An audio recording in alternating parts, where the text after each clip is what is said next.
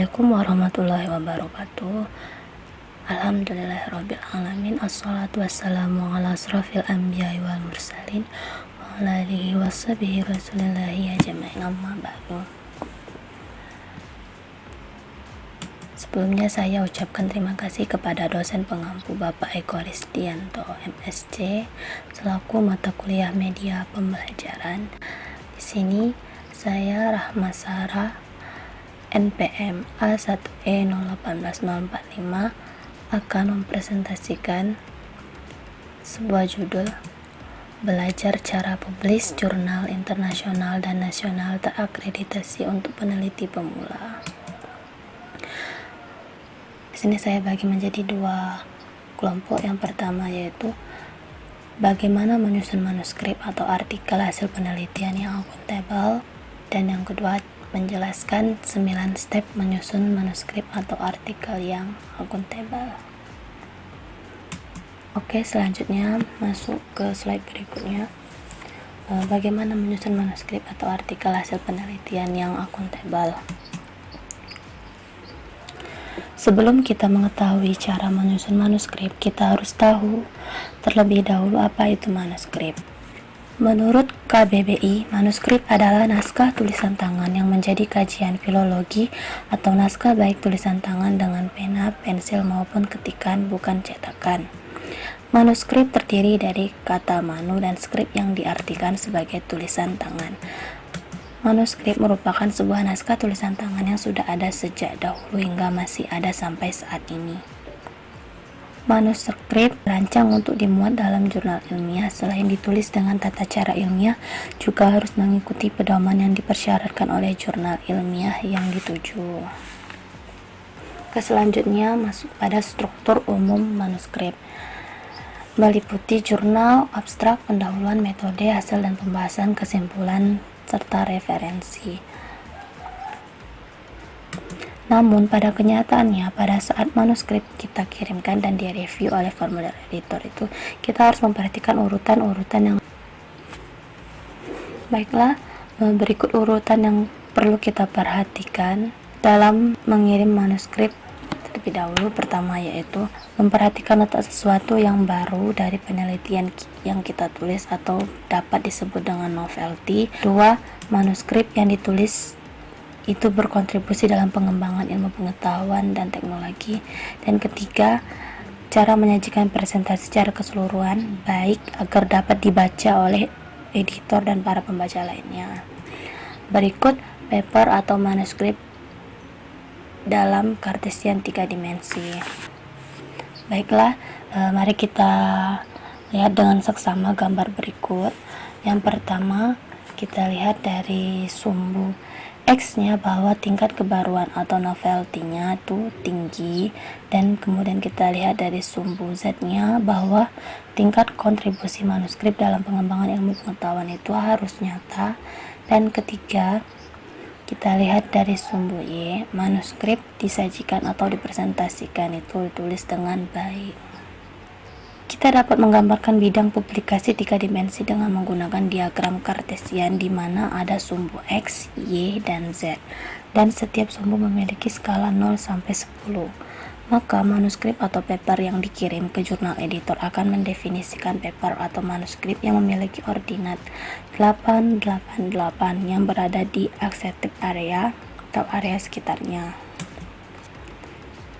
Jadi, jika ketiga karakteristik ini dapat kita penuhi, tentunya artikel atau manuskrip yang kita kirim ke jurnal editor akan mudah untuk diterima. Kita harus ingat 3 syarat tersebut dan semuanya harus dalam keadaan baik. Baik itu novelty, kontribusi dalam iptek, dan penyajian presentasi secara keseluruhan. Selanjutnya, ditinjau dari penyusunan struktur umum manuskrip atau artikel sebelumnya. Pada kenyataannya, ketika kita mulai menulis manuskrip atau artikel, tidak dari judul, bahkan tidak dari abstrak juga. Oke, sekarang kita masuk ke bagian 9 step menyusun manuskrip atau artikel yang akuntabel. Pertama, menyiapkan hasil penelitian. Hasil penelitian dapat ditampilkan dalam bentuk gambar, tabel, atau deskripsi. Dalam penelitian, kita harus research atau mencari kembali di mana dengan tujuan menemukan yang baru, dan hasil outputnya berupa temuan baru atau new finding yang nantinya kita angkat dalam bentuk gambar, tabel, atau deskripsi, klaim dalam bentuk lainnya. Kedua, menulis pembahasan. Setelah hasil penelitian, kita harus melakukan pembahasan dalam manuskrip atau artikel dengan memperhatikan beberapa poin berikut. Yang pertama, berikan penjelasan temuan secara mendalam. Kemudian, komparasikan dengan temuan-temuan peneliti sebelumnya. Dan yang ketiga, cek apakah telah terdapat kemajuan. Jika belum, kita harus mencari kembali arti penelitian kita hingga membuat sebuah cerita yang baru, terdapat statement atau statement teruji dan validitas. 3. Menulis kesimpulan. Setelah hasil penelitian dibahas, maka lakukan simpulan. Hal-hal yang terpenting dari temuan penelitian dan implikasinya dalam pengembangan ilmu pengetahuan teknologi. Atau dapat kita sebut menyatakan poin utama dari deskripsi dan tutup dengan implikasi riset. Yang pertama dengan simpulkan hasil temuan kita. Kedua, apa kontribusinya pada pengembangan ilmu pengetahuan teknologi. Dan ketiga, cek apakah tujuan penelitian kita telah terpenuhi. Jika belum, kita harus tulis kembali hingga dapat menjawab tujuan penelitian kita. Oke, selanjutnya yang keempat, menulis metode.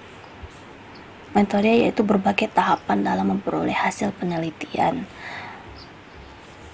Seperti pertama, tulis metode penelitian kita secara lengkap untuk mendapatkan hasil riset tersebut.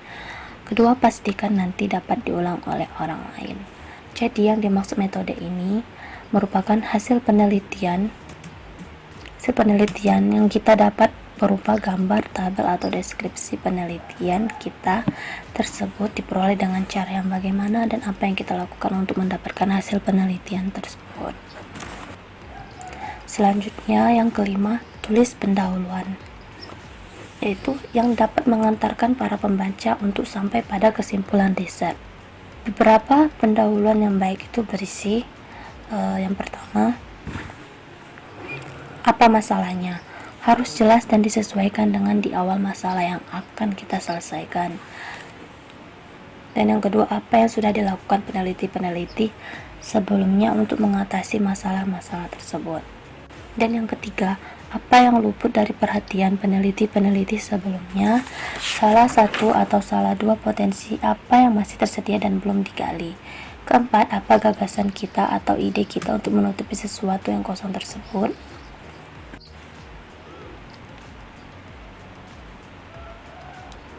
Assalamualaikum warahmatullahi wabarakatuh. Oke, selanjutnya yang keenam, menulis abstrak.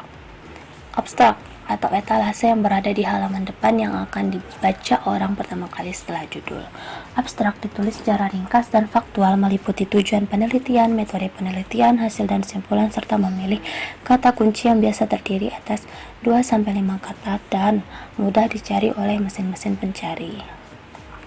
Yang ketujuh, menentukan judul. Judul yang bagus, ringkas, lugas, dan mencerminkan isi penelitian kita.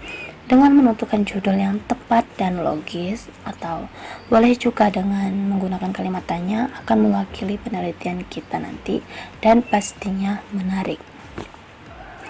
Yang kedelapan, perhatikan sitasi dan referensi. Sitasi dan daftar referensi harus akuntabel. Cek dan dicek sitasi dan daftar referensi. Untuk sitasi dan daftar referensi kita dapat menggunakan aplikasi otomatis seperti Mendeley dan aplikasi sejenisnya yang lain agar dapat meminimalisir kesalahan-kesalahan dalam persitasian penelitian kita. Yang kesembilan, tulis acknowledgement yang berfungsi untuk memperkuat hasil penelitian kita. Dengan secara tidak langsung, artikel dari riset kompetitif akan memberikan kesan bahwa usulannya diseleksi dan pelaksanaan riset kita diawasi, dimonitoring, dan dievaluasi untuk menjamin mutu hasilnya. Acknowledgement ini seperti memberikan pengakuan. Riset ini dibangun pada satu lembaga bisnis atau murni semata-mata hanya untuk mengembangkan ilmu pengetahuan teknologi. Kemudian tulis penelitian sesuai GFA. Yang kedua, buat cover letter atau surat lamaran. Dan yang ketiga, submit manuskrip tersebut. Dan yang terakhir, selesaikan riset-riset lainnya. Baiklah, itulah presentasi yang dapat saya sampaikan. Lebih dan kurangnya saya mohon maaf. Wabillahi taufiq wal hidayah. Wassalamualaikum warahmatullahi wabarakatuh.